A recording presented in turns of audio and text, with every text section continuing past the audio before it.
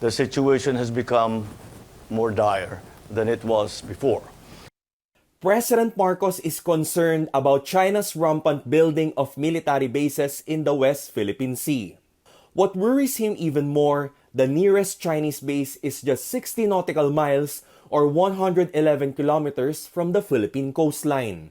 That's the same distance between Clark International Airport and Ninoy Aquino International Airport Terminal 3. The president also named China's People's Liberation Army as behind all of these. The nearest reefs that the PLA have started to show interest in terms of slowly using these atolls, these shoals, as a basis for building. Basis really is what they are approaching, have come closer and closer to the Philippine coastline. The president says the Philippines should strengthen its ties with more nations, like the United States, to maintain peace.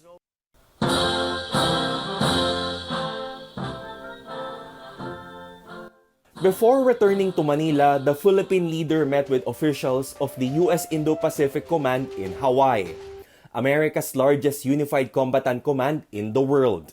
The chief executive also laid the wreath to honor the fallen service members during the attack on Pearl Harbor in 1941. My message has always been firm, simple, and clear. The Philippines will continue to be an engaged and responsible neighbor and partner, always finding ways to collaborate with the end goal of mutually beneficial outcomes, namely peace, stability, and prosperity in the Indo-Pacific region. President Marcos also reiterated the Philippines will not give up even a square inch of its territory to any foreign power. The president is also suggesting the need to boost funding for the modernization of armed forces and the Coast Guard. He, however, insists he has no plans to take sides in what seems to be an arms and nuclear race happening among nations. The chief executive, on the other hand, also mentioned the United States as the main partner of the Philippines in the world. Smaller countries like the Philippines are grappling with the need to enhance our security capabilities alongside allies and partners and amidst larger regional players. He also expressed alarm about the environmental impact of China's building of artificial islands.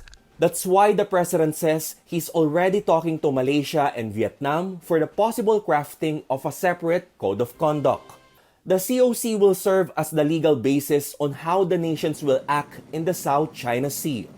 While ASEAN and China have been talking about creating a legally binding code of conduct for decades, it has yet to be finalized until now. Rex Remitio, CNN Philippines.